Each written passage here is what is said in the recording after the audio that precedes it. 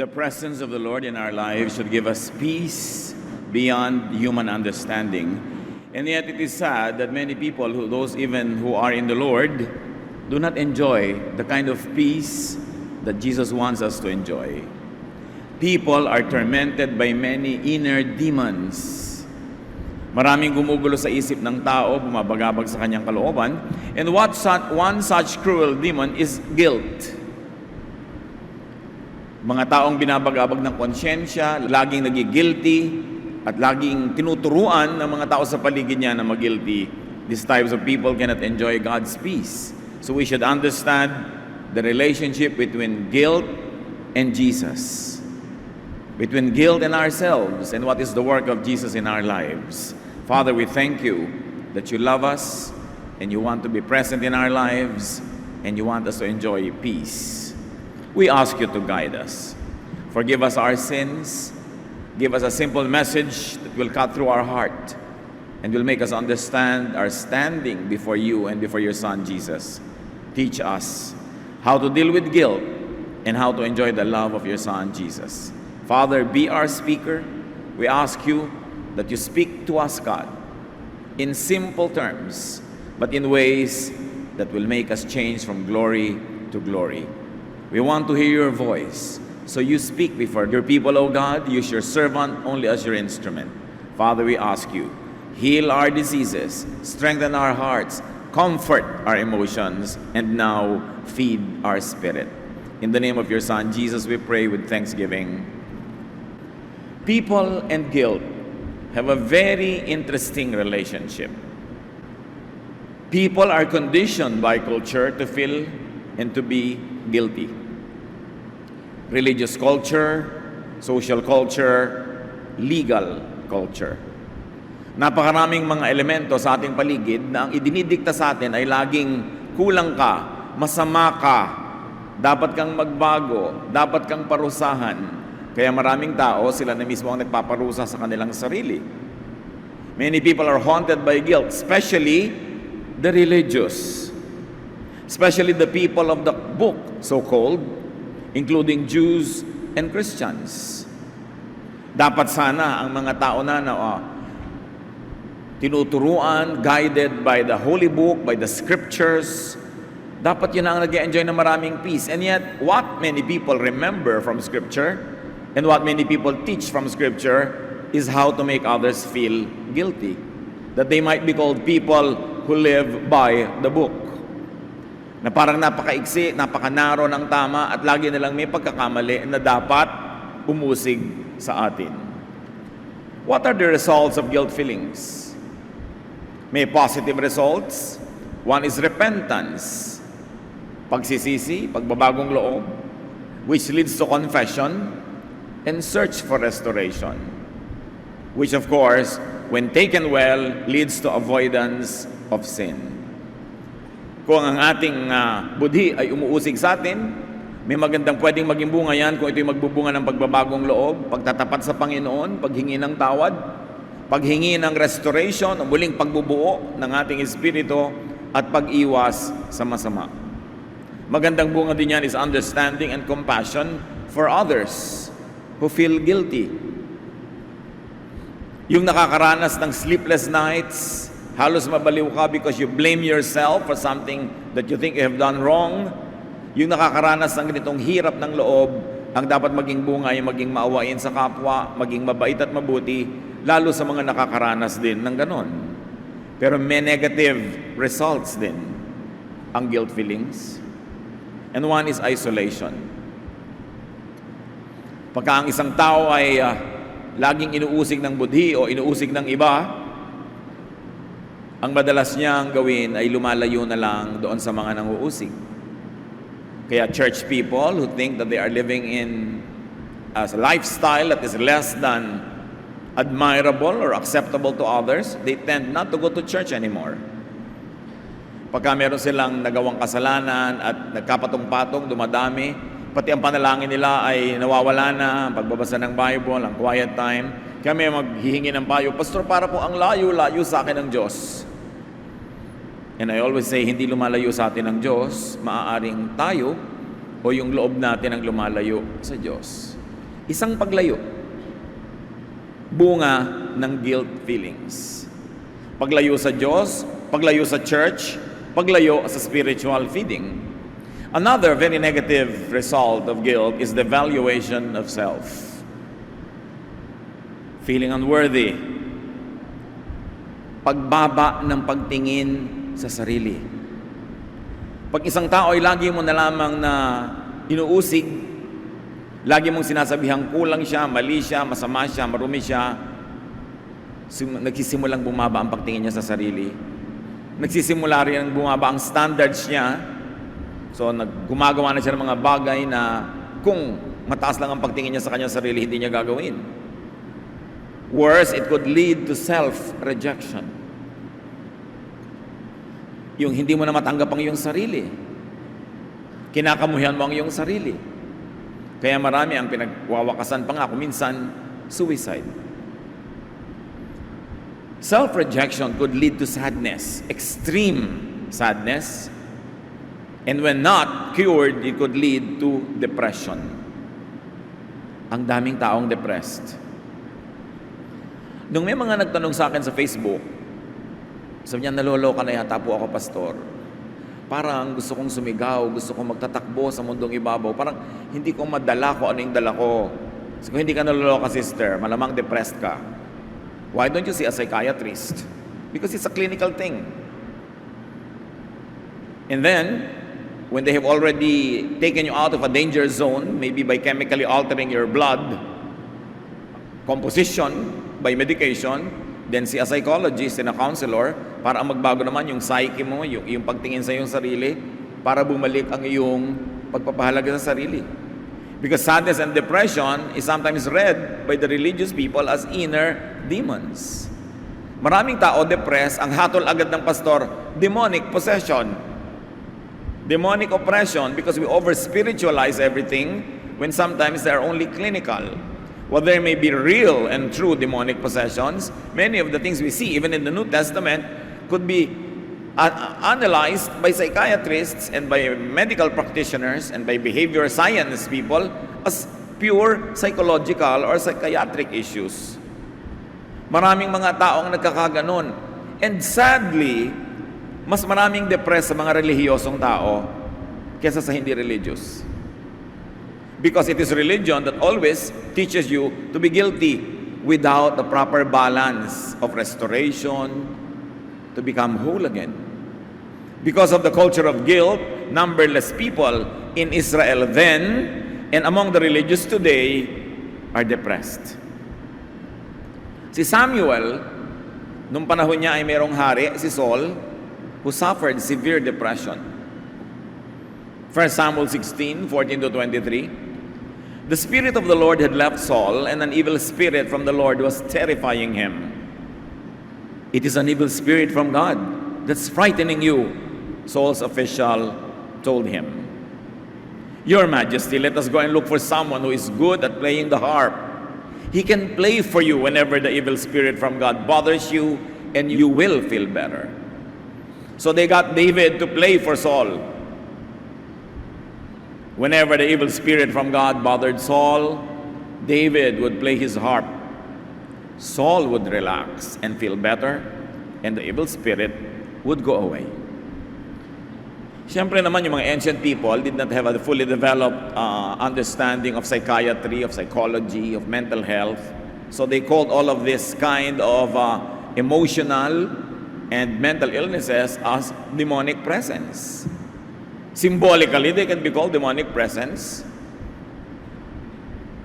But actually, they are depression episodes.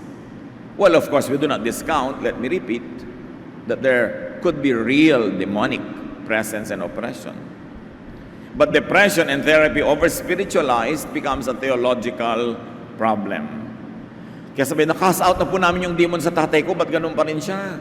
Na-cast out na namin yung demon sa bahay namin, sa tasa, na-cast out na namin yung demon sa pitchel, bakit ganun pa rin ang buhay namin? Nag-aaway pa rin tatay at nanay ko. Kasi over-spiritualize what is otherwise a psychological or a spiritual issue. In Jesus' time, very interestingly, brothers and sisters, people were burdened with so much religious regulations. So much control and domination, and therefore so much guilt. Kaya iniisip ng iba, nung panahon ni Jesus, ang daming possessed. Pero kasi naman, may 10 commandments ka na, may 613 other commandments pa called misvots. Meron pang dietary laws, merong ceremonial laws, ang daming mga bawal, do's and don'ts. Araw-araw, imposibleng masunod mo lahat. Kaya araw-araw ang mga tao depressed because they feel guilty. At pagka hindi yun nalutas, hindi nabigyan ng balanse, people get into very deep depression that sometimes could lead to schizophrenia or a double personality. Pag may schizophrenia ka, pwede ka magsalita ng iba-iba boses. Kaya napagkakamalan ng iba, ay, may masamang espiritong nakatira sa katawan niya. Kaya may masamang espiritu, umalis ka sa kanyang katawan, schizophrenia pala. Kailangan ng tamang counseling, clinical treatment. Hirap na hirap ang tao nun. Dahil sa dami ng mga batas na ibinibigay ng relihiyon. At nung ang Kristyanismo ay dinala sa mga Gentiles, the non-Jewish people who did not have the Jewish laws, gusto ng mga conservative Jews who have become Christians, yung convert nila na hindi naman Jew, na magiging Christian, maging Jew muna, tapos maging Christian. In other words, pasunurin din sa lahat ng mga regulasyon, sa lahat ng mga batas. Pinagtalunan niya ng mga leaders. At sabi ni Gamaliel sa Acts 15:10, isa sa mga pinakamatatalino sa kanila, "Why are you trying to make God angry by placing a heavy burden on these followers? This burden was too heavy for us or our ancestors." Bakit niyo ginagalit ang Diyos? Bakit niyo pinipilit ipasa pa sa mga bagong Kristiyano ang mga batas at kaugalian ng ating lahi na tayo man o ang ating mga ninuno ay di naman nakasunod? At dahil hindi natin masunod-sunod, walang nangyari sa atin kundi laging mag-guilty, laging kulang, laging hirap ang loob. Kaya si Jesus, galit siya sa mga religious leaders ng panahon niya na walang ginawa kundi usigin ng mga tao, laging husgahan, litisin. Pero syempre, many religious leaders would like the people to be guilty because guilty people give big donations. Mas madaling i-manipulate ang mga tao pag guilty. Pagka sila ay naniniwala, makasalanan ako, kulang ako sa kabanalan, masama ako, napakadali nilang utuin. At hindi mahirap gamitin ng relihiyon para pang-uto sa mga tao para mo sila mahututan. Para makuha mo yung kanilang mga blessing, mga pera nila, pagiltiin mo. Parang laging kailangan ipag-pray mo sila para hindi sila dadatan ng blessing kung sila mismo ang nag-pray para maging important yung religious leader. Kailangan laging may props. Sabi ng Panginoon sa Matthew 23, 2-4, Jesus said, "The Pharisees and the teachers of the law pile heavy burdens on people's shoulders and won't lift a finger to help." Wala silang ginawa kundi magbigay ng mga imposibleng mga batas, pagkatapos ay husgahan lahat ng hindi nakakasunod at patawan ng parusa, at syempre laging merong sin offering. May peace offering. Kutakot-takot na offering yan, bringing a lot of goods into the temple. And Jesus criticized all that because He did not want His people to be exploited by religion. It was true then. It is still true now. That was why one of Jesus' major works was to deliver people from demons, from guilt feelings, and its attendant isolation and acute depression. True then, still true now. What are Jesus' cures to guilt feelings? Jesus is the greatest physician, the healer. Ano ang kanyang reseta? Ano ang kanyang gamot sa guilt feelings? Unang-una na, forgiveness. Okay, may utang ka, di mo bayaran, hindi mo kayang mabayaran, patawarin ka na lang. Forgiveness. People who believe in Jesus accept Him as Savior. Savior from what? Savior from the punishment of sin by being forgiven. Forgiven, not because salvation is free, not because salvation is cheap, although it is free.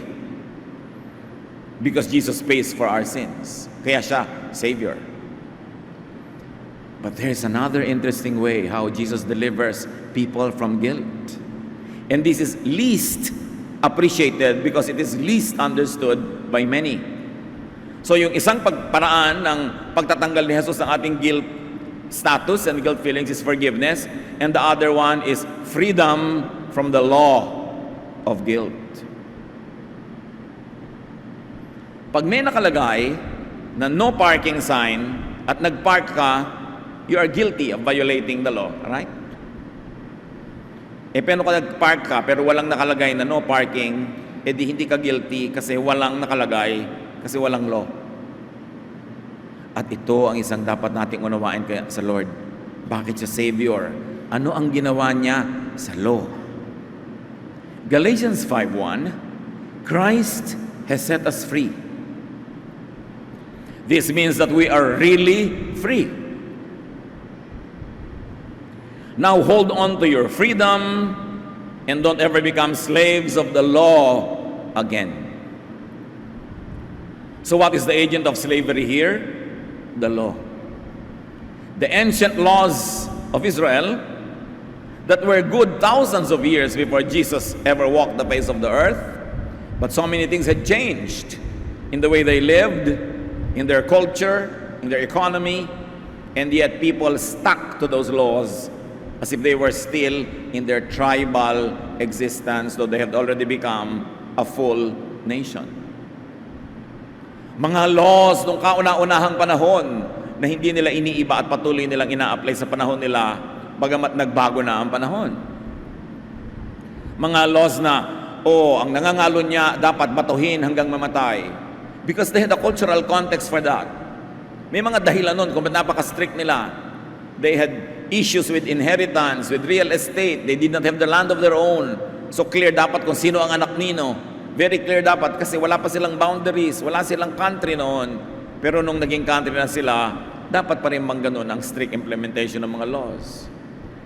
Nung sila ay mga bihag sa Babylon, ang daming ibang lahi na bihag doon, sa takot ng kanilang mga priests, na sila ay makihalubilo sa ibang lahi at makisamba sa mga Diyos na mga yon, ang daming ipinagbawal sa kanila, kasama na ang bawal kumain ito, bawal kumain nun, bawal kumain ito, kasi unang-una na, lahat ng mga pagtitipon ng mga ibang relihiyon ay piyesta, maraming iba't ibang pagkain. So kung hindi mo mapagbawalan ng mga taong huwag kumain ng piyesta, pagbawalan mong kumain ng kung ano-ano, ganun na rin ang ending, hindi sila makakapunta.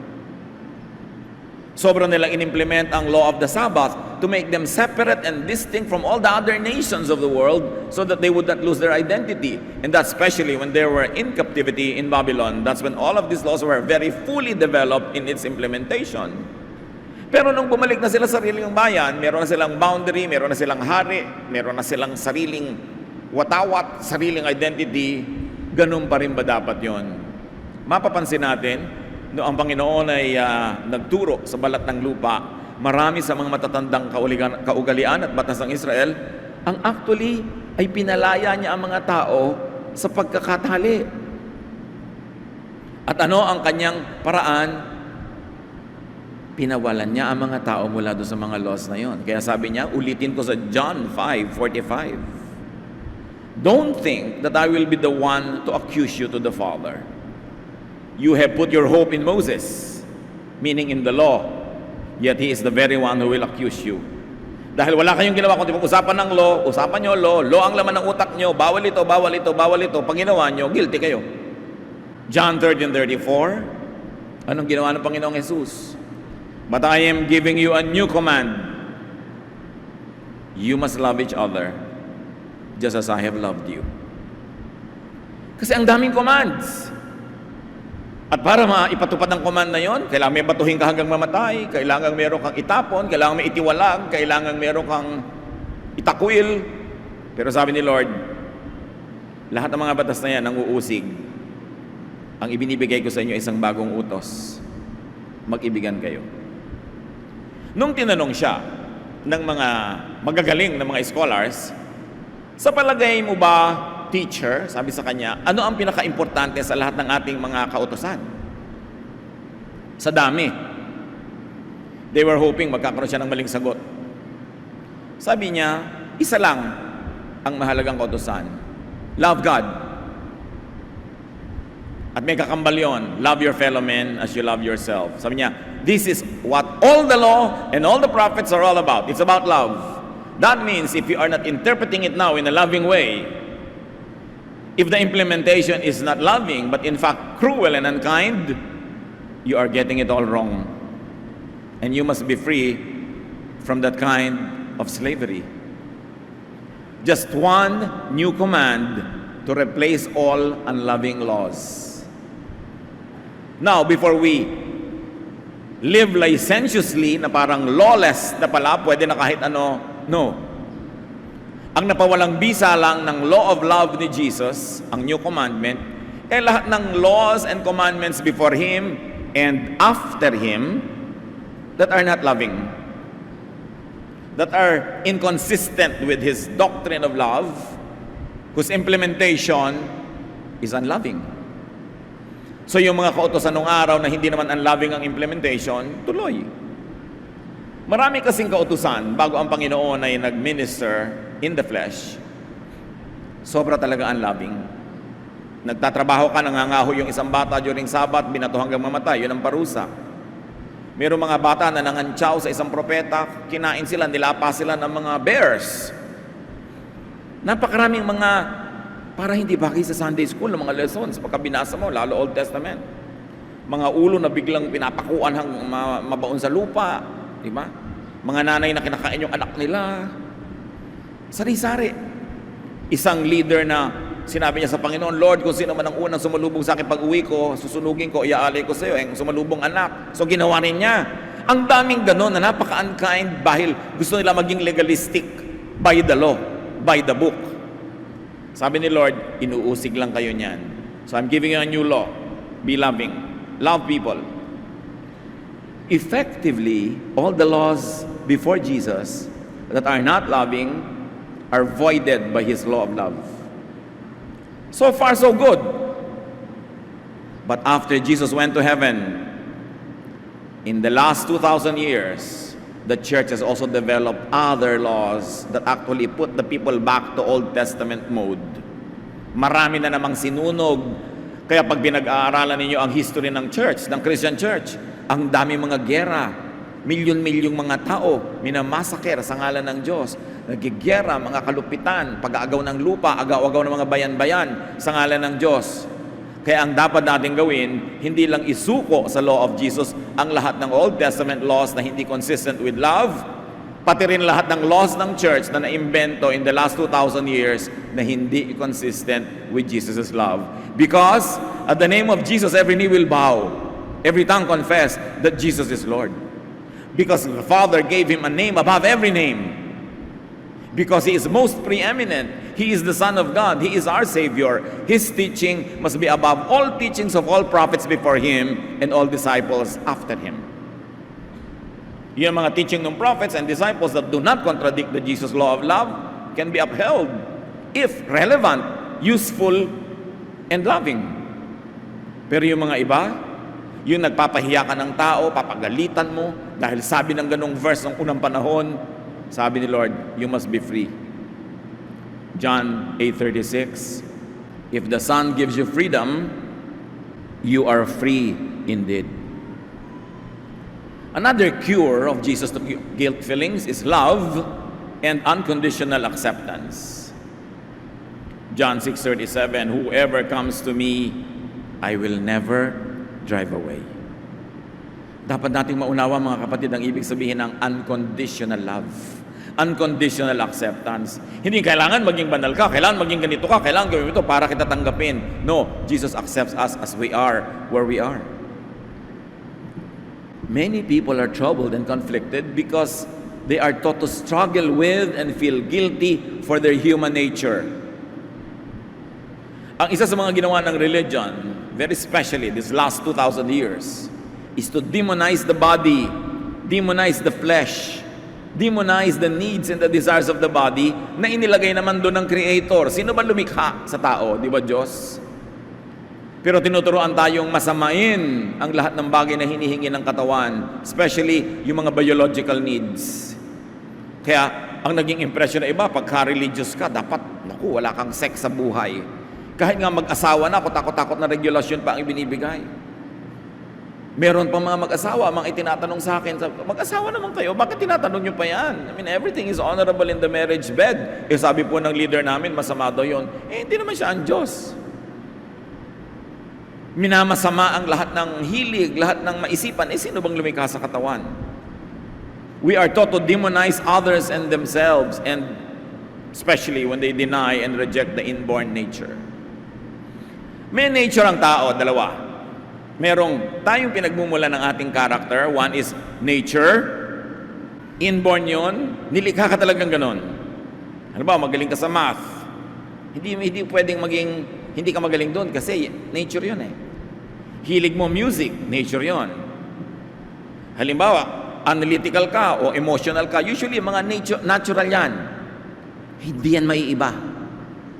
Kahit magpasirko-sirko ka, paliguan mo sarili mo ng verse, kumain ka ng mga pages ng Bible, hindi maiiba yung nature. Kasi Diyos ang may gawa. Ang maiiba yung character coming from nurture. Pinalaki ka lang, ang sungit-sungit ng nanay mo, so naging masungit ka rin. So pag na-deprogram ka, naturuan ka maging gentle, pwede ka mag-iba. Talamak na talamak ang iyong addiction sa sigarilyo. Nung pinanganak ka naman, hindi ka naninigarilyo, so hindi inborn, di ba? So, learned behavior, it can be unlearned. Pwedeng mabago. Mainitin ang ulo mo, ang iksi-iksi ng iyong pasensya dahil maiksi ang pasensya sa'yo ng tatay mo nung araw, lagi ka napapagalitan, kaya lagi ka rin nagagalit.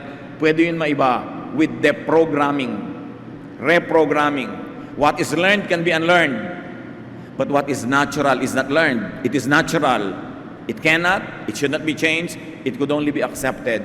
At ang isa sa mga pinakamalalaking inner conflict ng mga Kristiyano, hindi nila tinatanggap yung totoo tungkol sa kanilang sarili at tungkol sa kanilang kapwa kasi akala nila lahat dapat baguhin. Inner peace, non-guilt, comes from knowing that God created you. That God designed and gave you your inborn and genetic personality. You were born that way because God created you that way. Unless you want to think na si Satan na nag-create sa'yo. Satan does not create. He only kills, steals, and destroys. It is God who creates. The earth is the Lord's and everything in it. Psalm 139, 13 to 16. For you, God, created my inmost being. You knit me together in my mother's womb. I praise you because I am fearfully and wonderfully made. Your works are wonderful. I know that full well. My frame was not hidden from you when I was made in the secret place, when I was woven together in the depths of the earth. Your eyes saw my unformed body. All the days ordained for me were written in your book, because before one of them came to be. One of the deepest theological teachings on human personality. I was created. You were created by God. Yun yung nature, hindi yung nurture. You were designed by God. Sabi, hindi pa man ako nabubuo, alam mo na ang nangyayari, ikaw ang bumuo sa akin. Sa dilim ng sinapupunan ng aking ina, ikaw ang tumahi, ikaw ang nag-weave, ikaw ang bumuo sa akin. At dahil doon, nagtakda ka ng isang buhay para sa akin. Yung tinatawag na kapalaran. Destiny.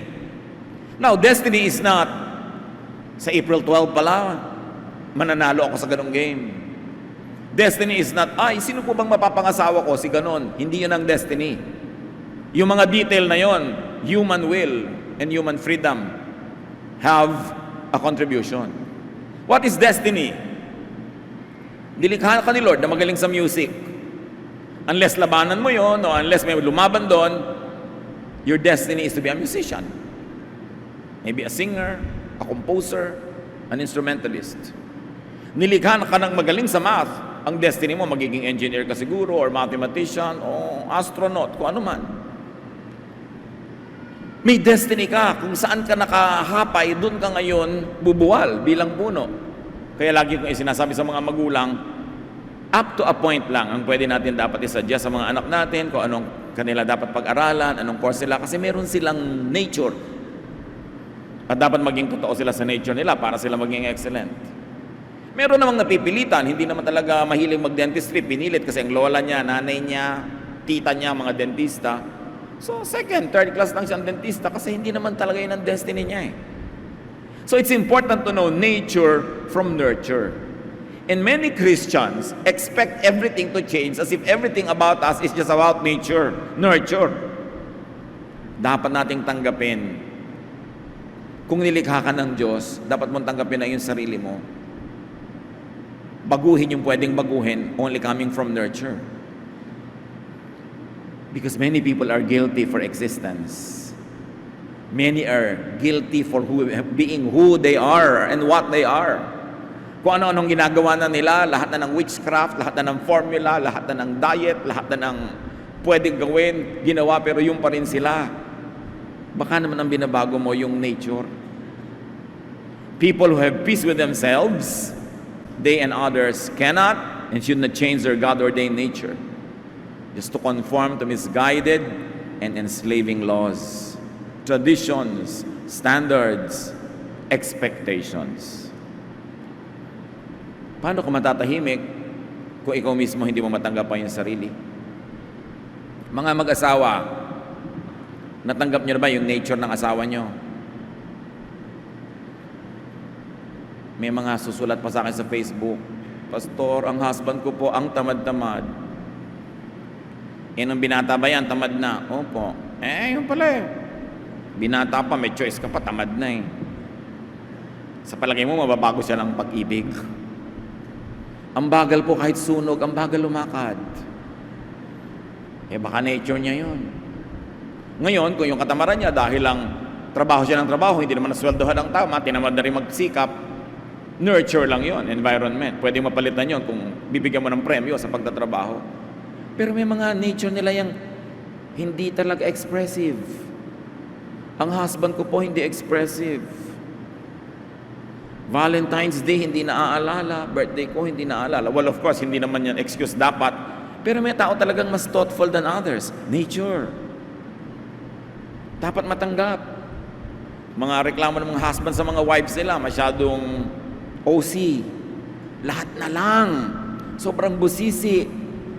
Sobrang magbunganga. Tapos na yung kwento. Next month, uungkatin na naman. Ganun talaga siguro. Nature niya magbunganga. Bungangera na ba yan? Nung girlfriend mo pa lang. Ay naku, bata pa lang daw po yung ganyan na. Nature. Pasayahin mo ng sarili mo. Nature niya yan eh. Alam nga namang, buong buhay mag-away kayo. It's your choice. But do you want to live that way? Anak nyo, may mga anak kayo, may nature ang mga anak nyo. Ba't nyo babaguhin pilit? Yung nurture, yung pagpapalaki, yung influence, pwede nyong magkaroon kayo ng input doon. Pero yung likas niya, nilikas siya ng Diyos na ganon. Yung iba, nagtatakwil pa ng anak dahil hindi nila gusto yung nature ng anak nila. Nasisira ang pamilya because of a wrong understanding of nature and nurture. Sabi sa Jeremiah 13:23, can an Ethiopian change his skin or a leopard its spots? Of course, the obvious answer is no. Napapalitan ba ng Ethiopian, ng African, yung kanyang black skin? Sabi niya ba, papaya soap po, Pastor. Well, ewan ko talaga mapapalitan ng buong buo yan. Pag nanganak uli siya, maitim uli anak nun siyempre, dahil yun ang nature eh. Pwede bang tanggalin yung mga batik-batik ng leopard? Hindi. Ang ibig lang sabihin, may mga bagay talagang likas. Para ka matahimik, tanggapin mo. And then, palitan mo lang yung mga pwedeng palitan.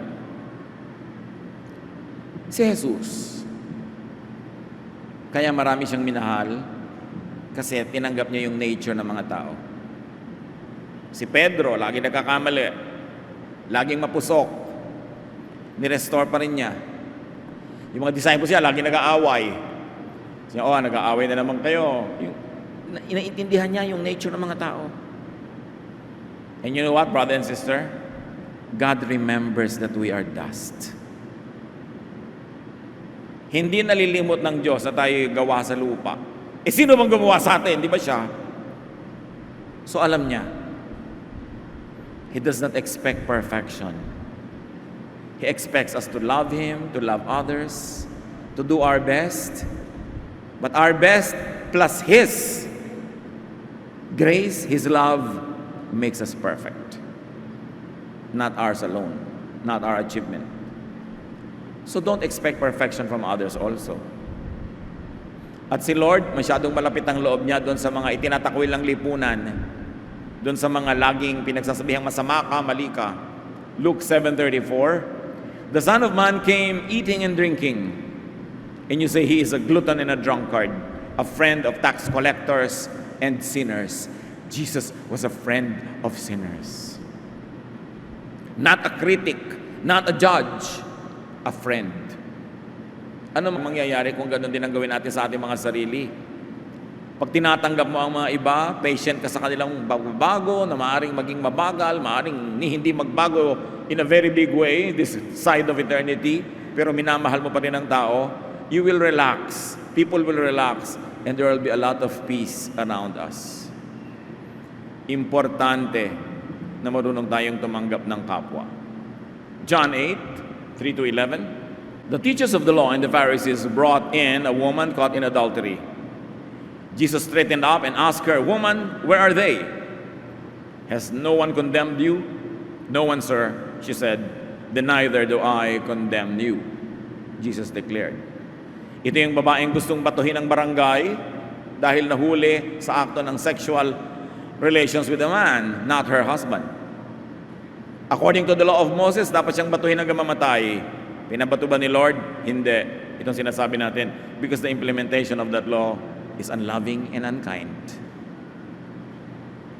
Hindi naman natin gina-justify yung prostitution, but especially in first century Palestine, when people were in abject poverty, 99% of the people were poor, and among the poor, marginalized pang women, especially if they were widows, or sila ay orphans.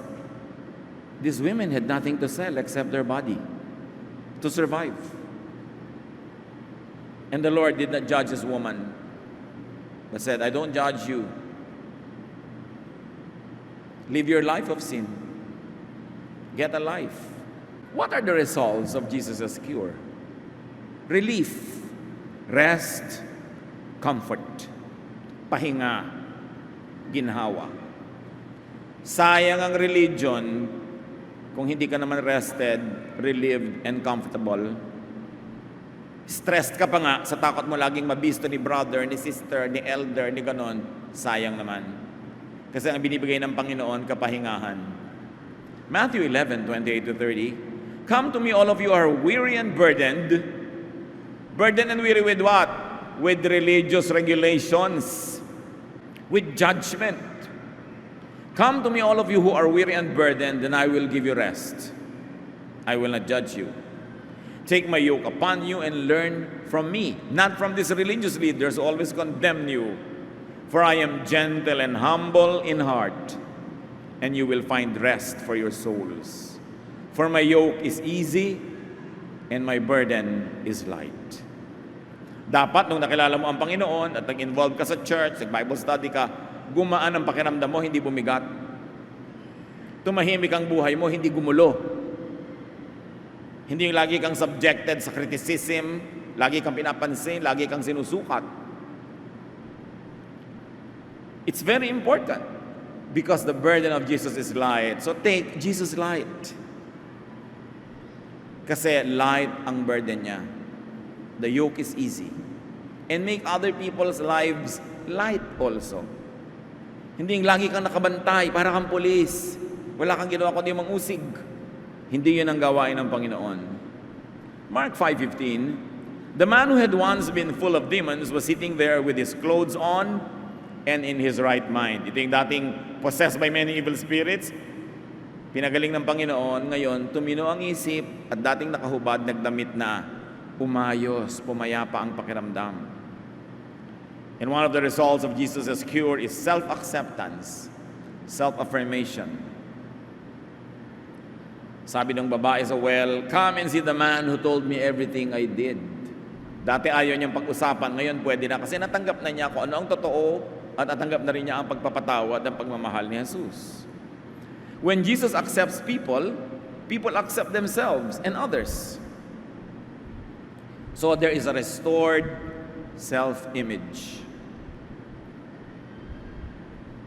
The image that was lost in the Garden of Eden when Adam and Eve sinned, that glorious image of man which was taken after God is restored when you believe in Jesus. When all your sins are forgiven and forgotten. Sabi sa Bible, as far as the east is from the west, God takes away our sins from us.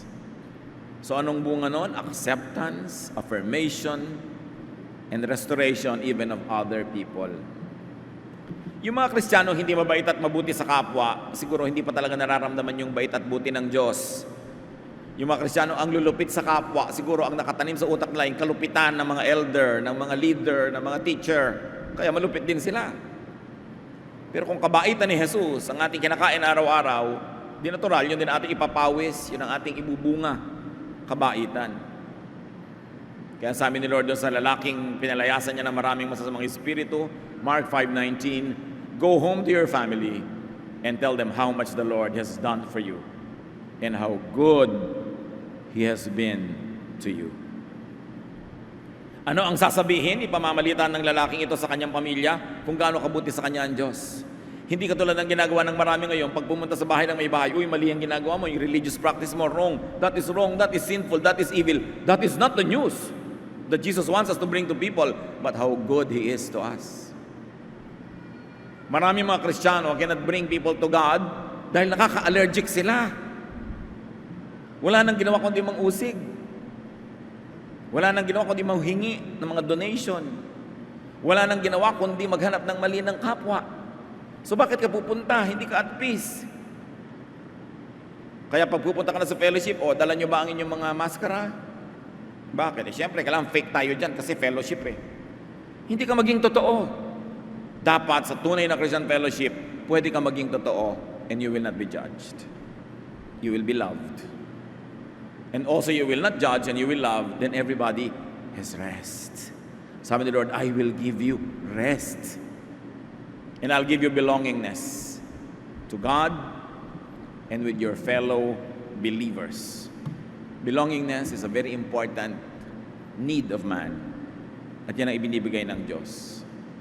Galatians 3:28-29. Faith in Christ Jesus is what makes you, each of you, equal with each other. You belong to Christ. And of course, the love of Jesus gives us peace. John 14:27, peace I leave with you. My peace I give to you. I do not give as the world gives. Do not let your hearts be troubled and do not be afraid.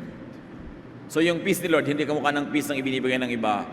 It is a peace that is undeserved. Binibigay lang niya sa atin. Hindi bigay bawi, di tulad ng iba. At walang patakaran. Di tulad ng iba, may patakaran bago magbigay. So sabi niya, this is my kind of peace, joy, happiness, cheerfulness. Ang sarap-sarap maging Kristiyano kung si Kristo talaga ang pagtutuunan natin ng pansin. Kung si Kristo talaga ang ituturo at paraan ni Kristo ang paiiralin. Therefore, it is a peace that only Jesus could give by forgiving others. And importantly, by voiding the law that condemns. Tandaan natin ang dalawang paraan para maligtas. Binayaran ng kasalanan mo, iniligtas ka. 99% of the time, that's what we use and know and apply. Pero meron bang isa? Naging sinless ka kasi tinanggal yung law. Therefore, legally speaking, there is no law that is broken. Therefore, you are sinless. And pareho yun ina-apply dapat. There is no offense. There is no offender. That is what you call Christian freedom. Salvation. Not only from hell in the future, but from hell on earth, which is given by guilt. Ano ang mga bagay na siniseryoso niyo, kapatid, na pwedeng guilty? May mga babae na nag-abort, hanggang ngayon di pa makalimutan, guilty pa sila, buong buhay na nagigilty. May mga nagdadrive ng kotse, nasagasaan yung isang tao, namatay, napatay mo, guilty ka ba? Magigilty ka ba forever? May mga minor, may mga big deeds tayo na nagpapahirap ng ating loob, nagbibigay sa atin ng guilt feelings. Maaaring hindi mo napalaki ang anak mo ng tama dahil absentee parent ka. But how long will you have to suffer guilt feelings? Sabi ni Lord, come to me all of you who are tired, I'll give you rest. Charge to the cross. I'll forgive your sins. I even give you a new law. The laws that emphasize your sin are removed. Only the law of love prevails. I love you. Take rest in my presence. Don't carry your heavy burdens because Jesus carried the cross for you. You only have to follow Him, follow in His footsteps, follow in His direction, and live a life of love. So yan ang result ng Jesus cured love. Goodness, mercy. All laws before Jesus and after His earthly ministry should be tested and filtered by Jesus' law and commandment. Kung meron kang gustong i-apply na verse sa Old Testament o sa New Testament, dalhin mo kay Jesus. Ano ang sabi ni Jesus tungkol dito? Will the implementation be loving and kind or bagay lang yan sa original recipient? Tulad ni Paul, may letter siya sa Corinthian believers. Women, you should wear veil. Tapos ngayon, i-implement mo na mag-veil din ang mga tao sa church. Unang tanong, taga-Corinth ka ba? Ikaw ba yung kausap? At bakit ba pinag-veil yung mga babae noon? Because the prostitutes in Corinth did not wear veils. And there were many former prostitutes that had become Christians that continued not to wear veils. And Paul was saying, wear veils para hindi kayo mapagkamalan na walang pagbabago sa buhay nyo. So may konteksto. Tapos ngayon makikita mo yung verse, i-apply mo sa buhay mo ngayon. Pinapagalitan ka dahil hindi ka nagbe-veil. You feel guilty dahil wala kang veil. Yun naman pala, wala namang kadahi-dahilan para ka mag-guilty dahil hindi naman para sa iyo yung law na yun. Pero may mga law na ibinigay noon, applicable pa rin ngayon. Merong applicable lang sa panahon nila. Dapat pinag-aaralan para hindi pahirapin ang buhay sa pagsunod sa mga batas na pasuna. The ministry of Jesus is to set free, not to imprison. Luke 8:2, some women had been healed of evil spirits, and one was Mary Magdalene, who once had 7 demons in her. Literal demons ba yon or symbolic demons or a mixture? Could guilt have been one of those demons? Na dahil pinatawad na wala yung demon na yon, gumaan ang pakiramdam, sumaya yung tao, naging maibigin. And to just review before we end, the work of Jesus is to seek and save the lost. Save not only from sin, but also from guilt feelings and from self-rejection. The work of Jesus is to accept people into His family so they could belong, be loved, and love. The work of Jesus is to accept people into His family so they could rest and be comfortable. Yun ang dapat nating ibigay sa sarili at sa kapwa. Jesus gives freedom not by changing your actual nature, but by changing your legal status through amnesty. Pag dineclare na niya na, oh, you are free, I paid for that, you are legally sinless. Legally free. And when people change is not in nature, the genetic nature, but to inner peace because of self-acceptance. Kung ang lagi mong gagawin na requirement sa sarili mo is to even change your nature para ka magka-peace, hindi ka na magkaka-peace. So you have to identify what is natural and cannot be changed. It's a gift from God actually. And what could be changed for self-improvement, and then you change that. Sadly, many people are conflicted because they struggle within. Si Paul, sinabi niya yun ang ubod ng linaw. Romans 7:15-19, I do not understand what I do. For what I want to do, I do not do. But what I hate, I do. I have the desire to do what is good, but I cannot carry it out. For what I do is not the good I want to do. No. The evil I do not want to do, this I keep on doing. Si Paul pa yon. Sabi niya, gusto kong bumait, pero di ko magawa. Sabi niya, napapansin ko, pag may gusto kong gawin na tama, yung mali ang nagagawa ko. Laging ganon, yung mali ang nagagawa ko. May inner conflict siya. Pero dapat niyang tanungin muna kasi yung bang inaakala mong mali mong ginagawa na hindi mo maitama-tama mali nga ba sa tingin ng Diyos? O mali lang sa tingin mo, mali sa tingin ng simbahan, mali sa tingin ng culture, mali sa tingin ng lipunan, pero mali nga ba? Kasi kung yan ay mali na pwedeng itama, sa kasisikap mo, dapat tinulungan ka ng Diyos na itama yan. But Jesus voided all the laws that condemned and gave one new law, the law of grace. Many people are conflicted because they demonize others and themselves.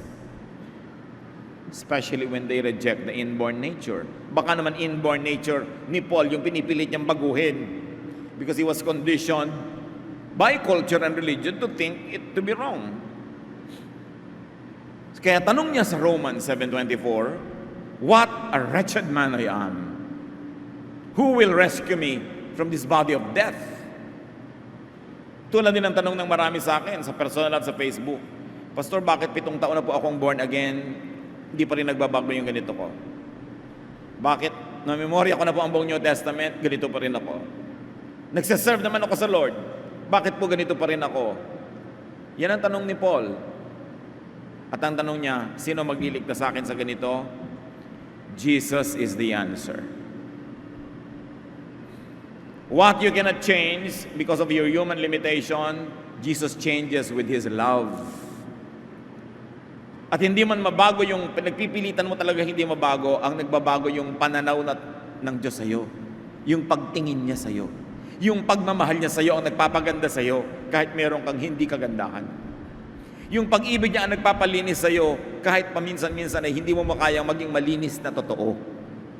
Kailan natin may internalize ang ibig sabihin ng Jesus love? It is not earned.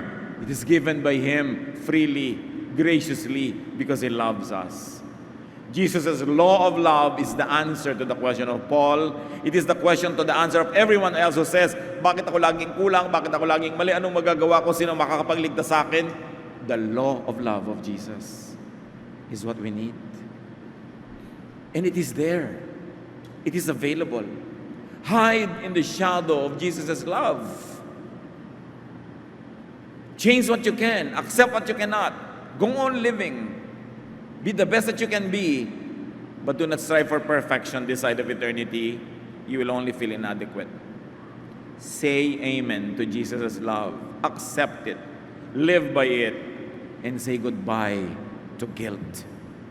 Panginoon naming Diyos, dagdagan mo pa ang pangunawa namin para lalo naming maintindihan ang kahulugan nito sa aming buhay, na pwede kaming kumilos para kami mag-improve, pero lahat ng hindi namin kayang gawin are charged to the cross of Jesus. Hindi namin dapat gawing excuse to live carelessly, pero pwede namin panghawakan kung talagang sa kabila ng aming mga pagsisikap, may pagkukulang pa kami. May pagkukulang aming mga kapwa sa aming tingin. Magpasakop kami sa pag-ibig ng iyong anak na si Jesus, and let His love cover our multitudes of sins.